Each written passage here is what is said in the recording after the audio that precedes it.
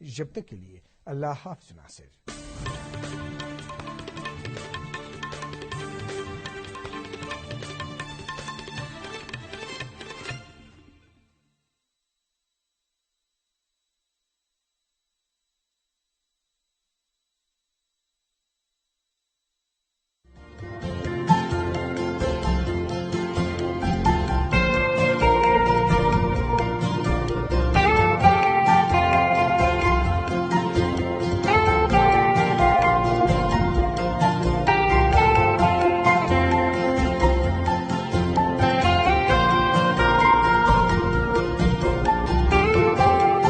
का मार्गदर्शन मिलने वाला है। आपकी कुर्बानी तथा वेदांत पर गहरी पकड़ है और पूर्ण सिद्धता है।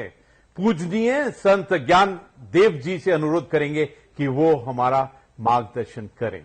अन्याश्च हस्तचरण श्रवणत्वगादीन् प्राणान् नमो भगवते पुरुषाय तुभ्यम्।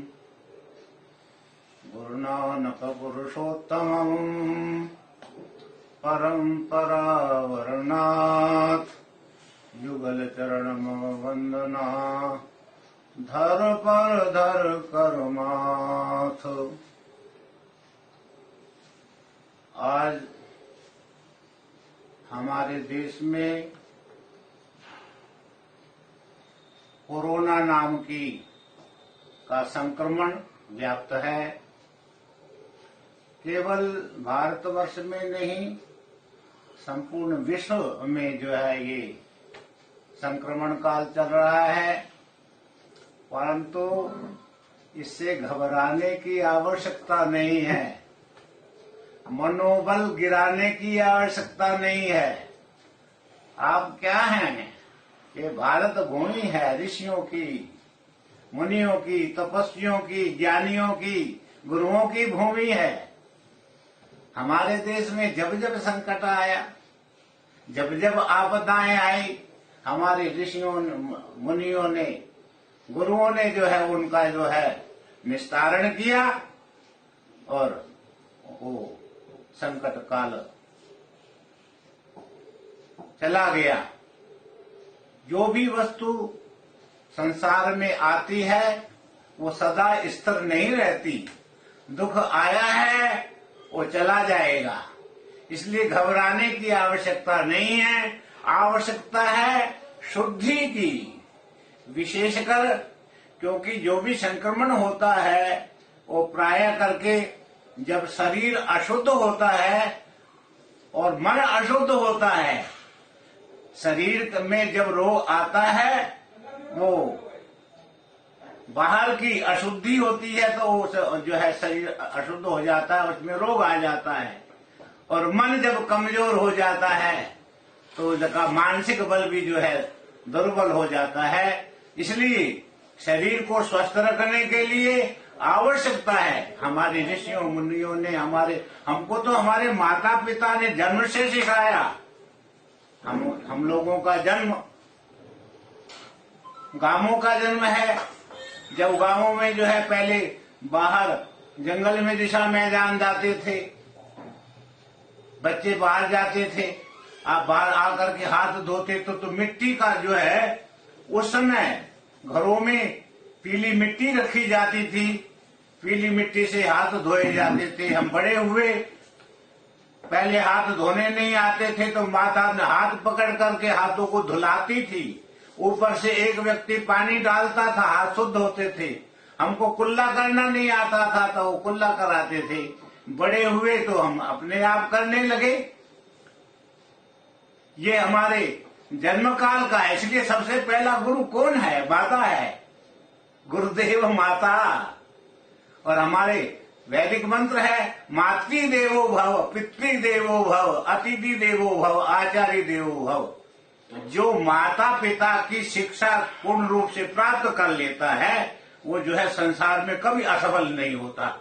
हमको माता ने ये सब सिखाया। हमको याद है बचपन में हमने झूठा कुछ खा करके, उसमें मिट्टी के घड़ों में पानी होता था, दूर से गांवों में कुओं से भर करके जल लेकर के आते थे। हमने झूठा हाथ घड़े को लगा दिया, माता ने थप्पड़ मारा चपेट मारी, तमाचा मारा। क्यों? उन्होंने झूठा घड़ा झूठा कर दिया, हमारे सामने घड़ा फोड़ दिया गया, दूसरा घड़ा है। हमको ज्ञान हुआ कि हमको आगे से ये गलती नहीं करनी है। अचानक बाहर सोच करके आए और हाथ कहीं शरीर को लगा दिया, तब जो है तब गाल पर जो है, तो फिर शिक्षा मिली नहीं, मिट्टी से हाथ मांजो, ऐसे मांजो, 1 बार नहीं, 2 बार नहीं, 3 बार नहीं, 4 बार, 5 बार। यही तो जो है आज हमारे मोदी जी से हमको सिखा रहे हैं, सब लोग सिखा रहे हैं, आप लोग सिखा रहे हैं, डॉक्टर लोग सिखा रहे हैं कि भाई हाथ धो। हमको तो बचपन से सिखाया गया, हमारी संस्कृति, भारतीय संस्कृति, सनातन संस्कृति बचपन से ही ये शिक्षित कर देती है कि हमको किस प्रकार से जो है रहना है।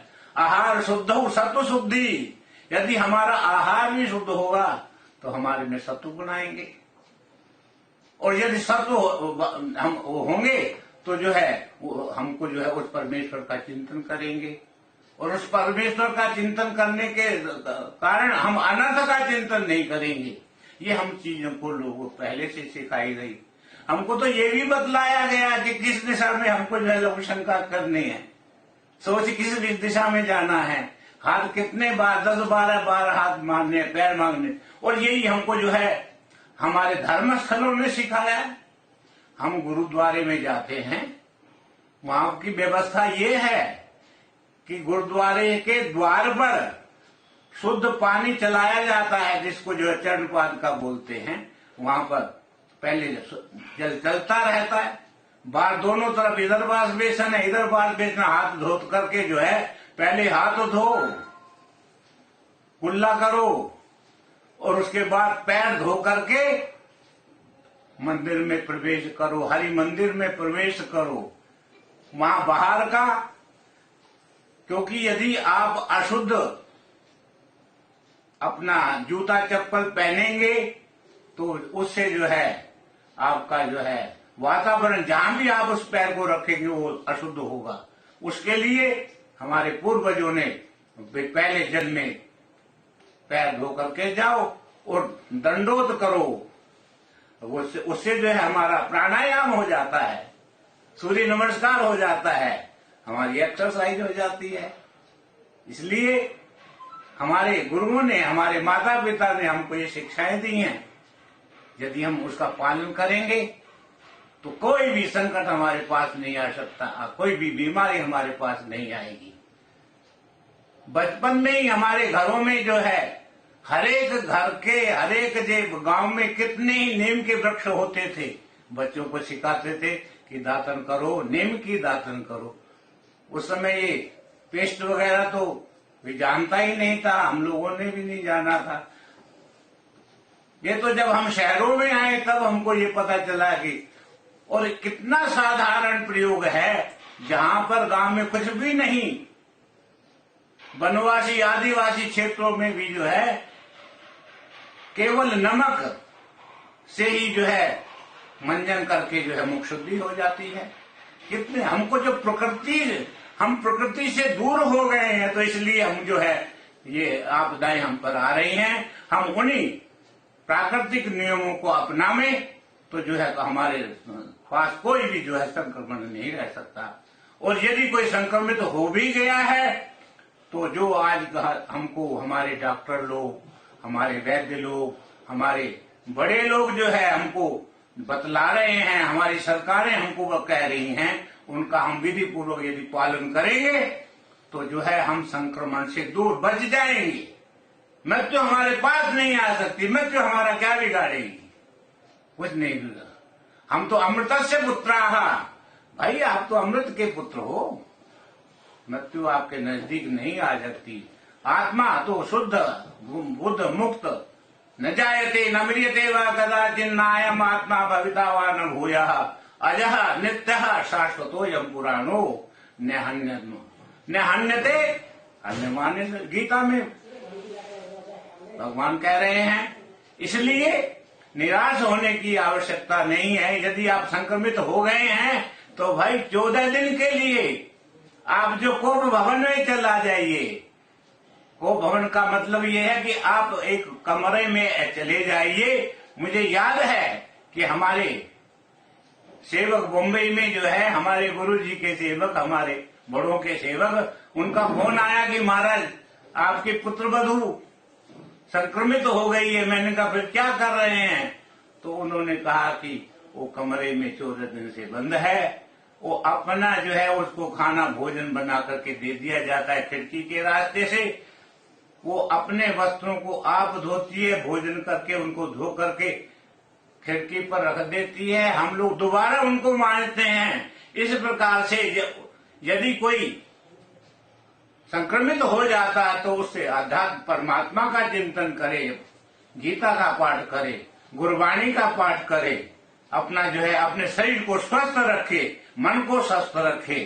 मन जीते जग जीत। यदि आपका मन जो है स्वस्थ है तो आप जो स्वयं स्वस्थ रहेंगे, आप पर कोई भी प्रभाव नहीं हुआ। और मुझे पता चला कि वो बच्ची बाहर है, सब कार्य कर रही है, ऐसे नियमों का पालन करते। एक हमारे और शिष्य हैं,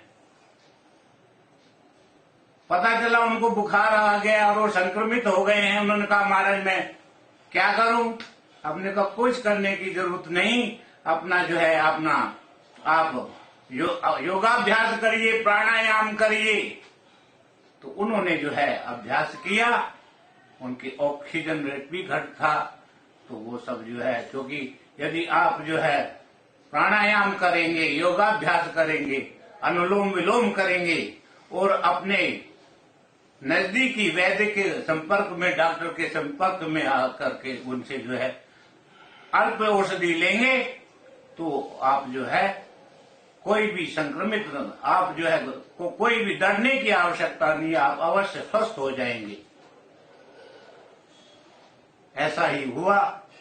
और सबसे शुद्ध तो बात यह है कि अपना आहार आप स्वस्थ रखिए, आप जो है अच्छा भोजन, जो है हल्का भोजन लें और गोदुग्ध लें, और उसमें जो है उसके साथ औषधि जैसे तुलसी पत्र है, दालचीनी है, अजवाइन है, ये सब चीजें डाल करके, मुलैठी आदि डाल करके काढ़ा बनाएं और उसका पान करें।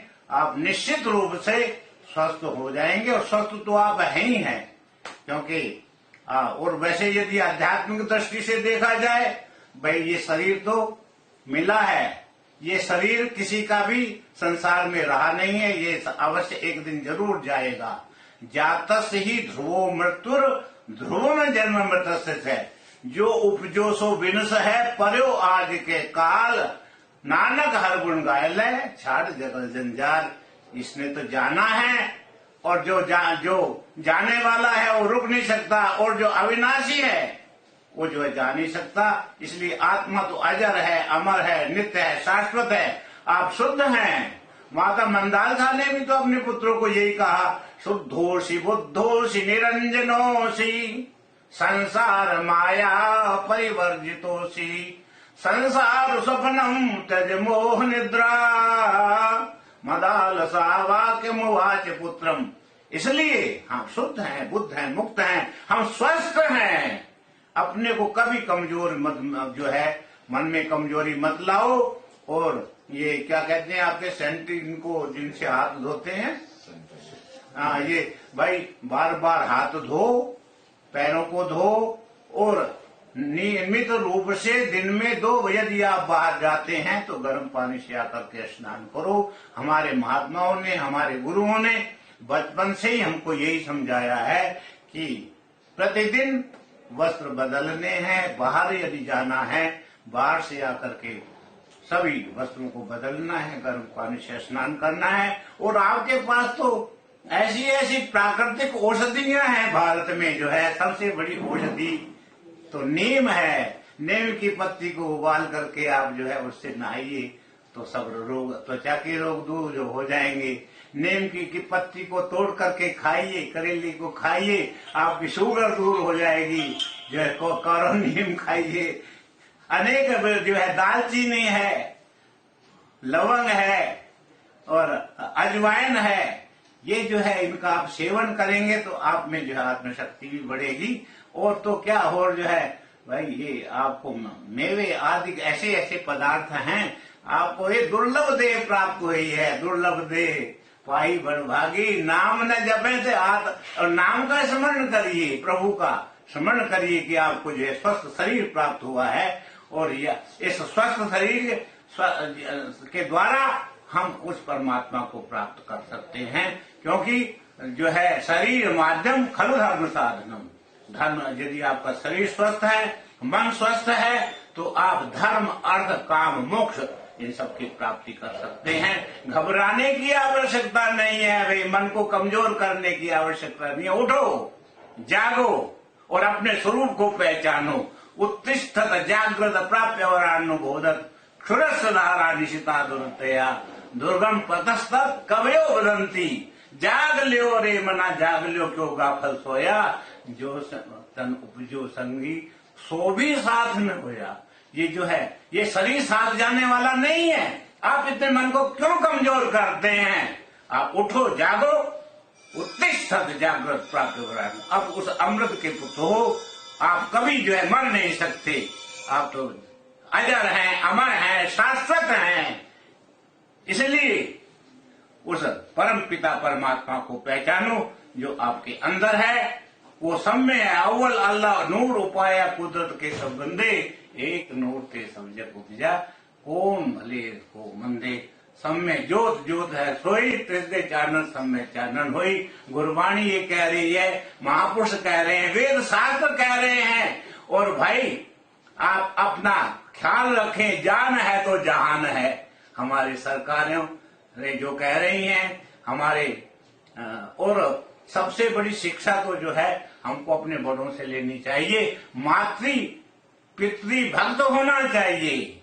मातृ देवो भव, पितृ देवो भव, अतिथि देवो भव, आचार्य देवो भव। और सबसे बड़ी बात तो ये, जब हमारे प्रधानमंत्री भाई जो कार्य करते हैं, पहले माता को प्रणाम करके उनकी आज्ञा लेकर के करते हैं, तो कम से कम ये शिक्षा तो उनसे प्राप्त करो। आज हमारे माता पिता जो है आप वृद्धाश्रमों में भेज रहे हैं, इस परंपरा को तोड़ो, छोड़ो। और किस परंपरा को? जो हमारे ऋषियों मुनियों की परंपरा है, उसको जो है उसका पालन करो। वो कहाँ से प्राप्त होगी भाई? वो गौ माता का जो है आदर करो, गौ दूध पियो, देसी हरियाणवी गौ का दूध पियोगे। क्योंकि जो जिसने माता का दूध पिया है उसको जो है कोई भी दुश्मन भी हरा नहीं सकता। वो खम्भ ठोक करके कहता है आजा माँ का दूध पिया है तो पिए। आप लोगों ने माँ का दूध पीना छोड़ दिया है, इसलिए आपका मन कमजोर हो रहा है। जो माँ का जिसने दूध पिया होता है वो कभी जो है माता का जो है अपनी मातृभूमि का, अपने देश का, अपने राष्ट्र का अपमान सहन नहीं कर सकता।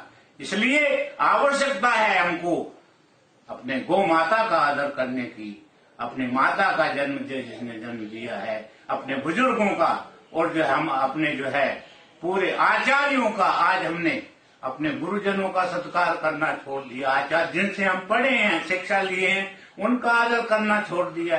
तो ये प्राकृतिक प्रकोप तो होगा, परंतु जब आप अपने स्वरूप में जाग जाएंगे, तब अपने जो है माता पिता गुरुजनों का आदर करेंगे, अपने शास्त्रों को पढ़ेंगे और गंदे खान पानों को छोड़ेंगे, तो आप जो स्वस्थ रहेंगे। और जो स्वस्थ रहेगा वही उस परम पिता परमात्मा को प्राप्त करेगा और आप निश्चित अपने गंतव्य स्थान तक पहुंचेंगे। ये जो है हम आपको विश्वास के साथ कह सकते हैं कि आपको कोई कुछ कर नहीं कर सकता। आप तो जो सिंह के पुत्र हैं, एक कहानी हमने सुनी थी कि एक जंगल में एक शेरनी ने जो है शावक को जन्म दिया। पीछे शिकारी था, वो बच्चा जो है नदी में गिर गया, गडरिया ने उसको पाल लिया, वो अपने उसमें मिला लिया भेड़ बकरियों में, तो वो उनमें रहता रहता उन्हीं का जो है घास खाने लगा। एक दिना वन में बस के वनराज के नार ने नाहर जायो, और मिल गया किसको? गडरिया को। और उसने क्या किया? भेड़ों में रख दिया और दूध पियो पुन घास चरायो, घास खाने लग पड़ा। एक दिन उसको जो है कोई महापुरुष मिल गए, अरे तू कहाँ घूम रहा है, तू कौन है, तेरा स्वरूप क्या है? कहते मैं भी तो जो है भेड़ हूं। कहते नहीं, तू सिंह है, दूध पियो पुण्य घास चरायो। ऐसे ही ये जो है अपना जो है अपने स्वरूप को भूल करके जो है ये विषय इंद्रियों में जो विकारों को घूम करके जो है ये भूल गया, अपने स्वरूप को भूल गया। दूध पियो पुण्य घास चरायो। तैसे ही आत्म ज्ञान बिना नर मूढ़ ब्रह्म ते मूढ़ ते नर ब्रह्म ते जीव ते मूढ़ का आयो। ये जो है मूर्ख बना हुआ है। अपने स्वरूप को पहचानो, उठो और जागो। इतना ही हम आपको संदेश देते हैं कि ये बीमारी नाम की कोई चीज नहीं है। आप ये तो आज आई है तो कल जाने वाली है। सर्वे भवन्तु सुखिनः, सर्वे सन्तु निरामया, सर्वे भद्राणि पश्यन्तु, मां कश्चित् दुख भाग भवेत्। नानक नाम चढ़ती कला, तेरे पाने सर्वत का भला। ओम शांति शांति शांति।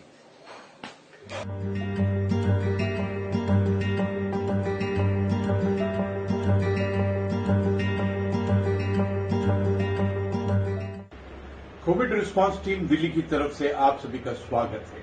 हम जीतेंगे पॉजिटिविटी अनलिमिटेड की व्याख्यान श्रृंखला के क्रम में आज हम सभी को परम शक्तिपीठ एवं वात्सल्य ग्राम की संस्थापक पूज्य दीदी मां साध्वी रतमरा जी का मार्गदर्शन मिलने वाला है। समाज में दीदी मां के नाम से ख्याति प्राप्त पूज्य साध्वी रतमरा जी एक प्रसिद्ध आध्यात्मिक गुरु, भारतीय संस्कृति और हिंदुत्व की उपदेशक और समाज सेवी। पॉजिटिविटी अनलिमिटेड की इस श्रृंखला में पूज्य दीदी मां साध्वी रतमरा जी से मार्गदर्शन हेतु हम प्रार्थना करते हैं। सादर नमस्कार करती हूँ।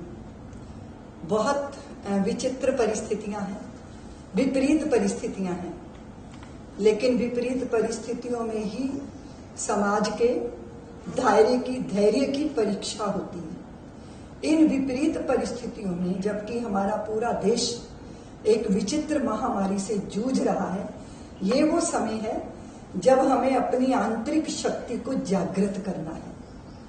इस देश ने तपश्चर्या, तप और त्याग की आग क्या होती है उसमें से गुजरना जाना है।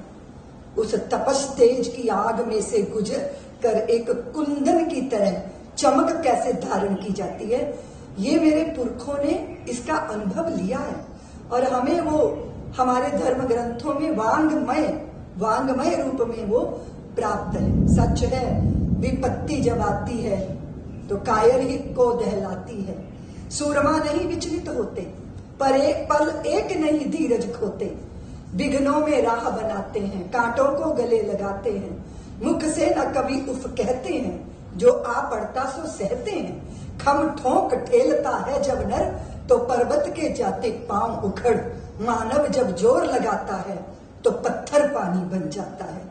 मनुष्य के सामने, मनुष्य के साहस के सामने, मनुष्य के संकल्प के सामने, उसकी दृढ़ शक्ति के सामने बड़े बड़े पर्वत तक टिक नहीं पाते। आपने देखा, नदी का प्रवाह जब प्रवाहित होता है तो वो बड़ी बड़ी चट्टानों को भी रेत में परिवर्तित करने की सामर्थ्य रखता है। इसलिए इस विकट परिस्थिति में जो है वो असहाय होने से समाधान नहीं होगा, अपनी आंतरिक शक्ति को जागृत करना होगा। मैं विचार कर रही थी प्रातःकाली, तो मुझे एक पौराणिक कथानक स्मरण हो गया। महाभारत का समय था, कुरुक्षेत्र के मैदान में तो श्री हरि भगवान श्री कृष्ण एक टिटिहिरी की करुण क्रंदन को सुन रहे हैं। कुररी, उसको कुररी भी कहा जाता है। वो करुण क्रंदन है, उसमें विलाप है, उसमें व्याकुलता है, उसमें कुछ प्रार्थना है। वो प्राणी जो है, पंछी जो है, भगवान के रथ के चक्र लगा रहा है और चीत्कार कर रहा है। श्री कृष्ण की दृष्टि उस पर पड़ी, उसने अपने मौन में ही प्रार्थना कर ली कि प्रभु, ये जो कुरुक्षेत्र का मैदान है, यहाँ योद्धा से योद्धाओं के तलवारें एक दूसरे से टकराएंगी, पर मेरी तो छोटी सी दुनिया है।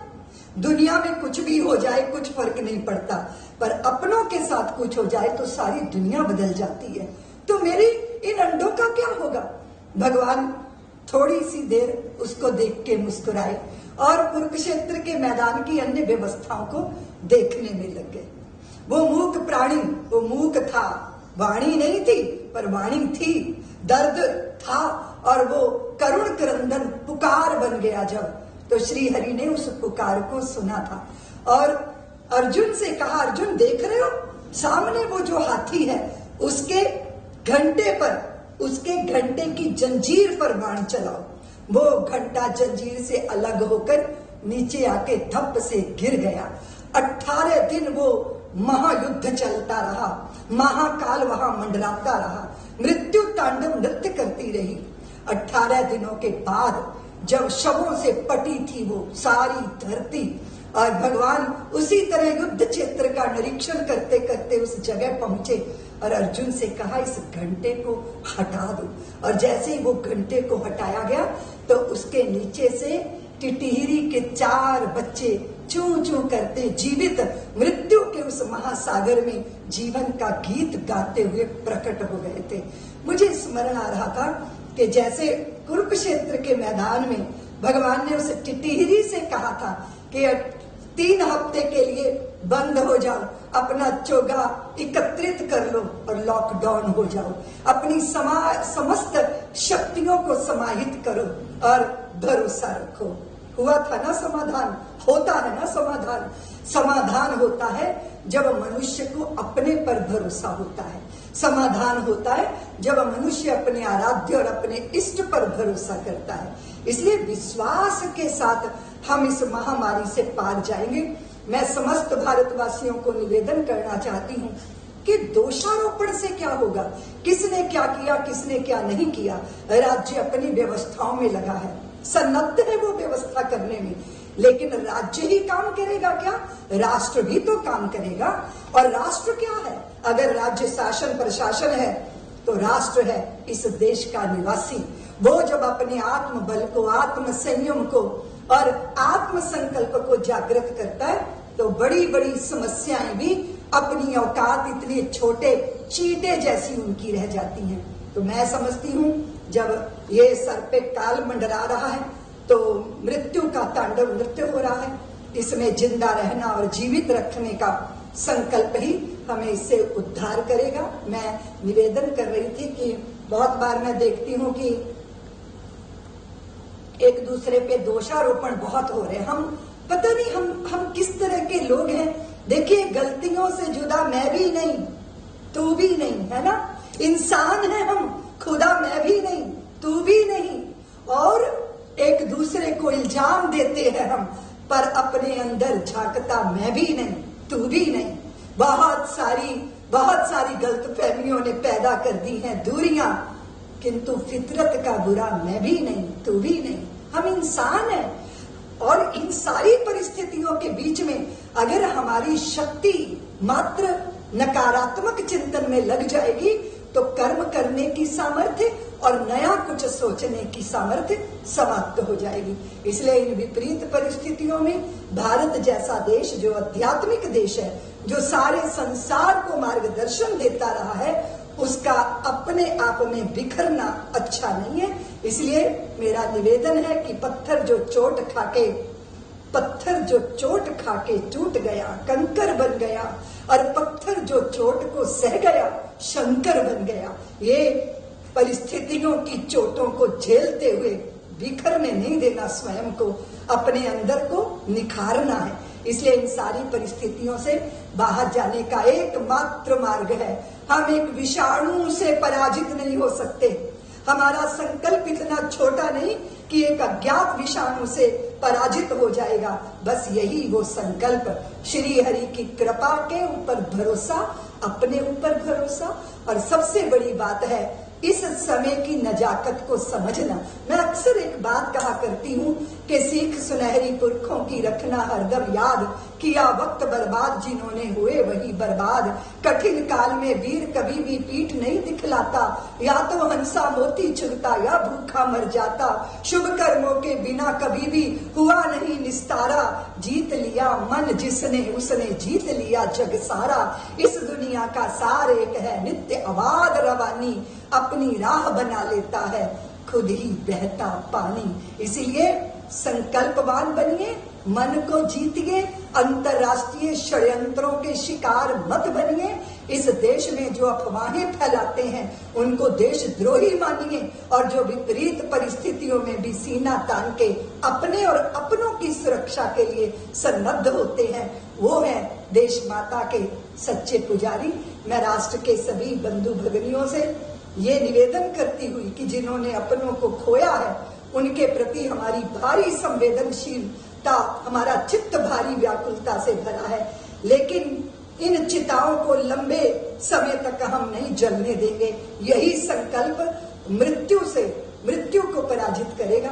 इसलिए इस विपरीत परिस्थितियों में अपनी आध्यात्मिक शक्ति को जागृत करिए। बहुत दुखी हैं हम, लेकिन विवेक से भी तो काम लेना होगा। सुख दुख की झूठी चाह से मुक्त होना होगा। इसीलिए उस आत्मज्ञान को जागृत करके और जहां जो हो सकता है अपने लिए, अपने परिवार के लिए, मोहल्ले के लिए, गांव के लिए चिंतन कीजिए, कुछ कार्य कीजिए। बाहर दूर क्या हो रहा है वहां हम समाधान नहीं बन पाएंगे, वहां जाके कोई मदद नहीं कर पाएंगे, लेकिन अगर अपने आप पर संयम करके हमने कछुए की तरह हाथ पैर समेट लिए तो निश्चित रूप से ये जो संयम है ये हमें इस महामारी से बाहर ले आएगा। सबके चित्त में शांति हो और शरीर निरामय रहे, सब निरोगी रहे। इसी भावना के साथ मैं अपनी वाणी को विराम देती हूँ।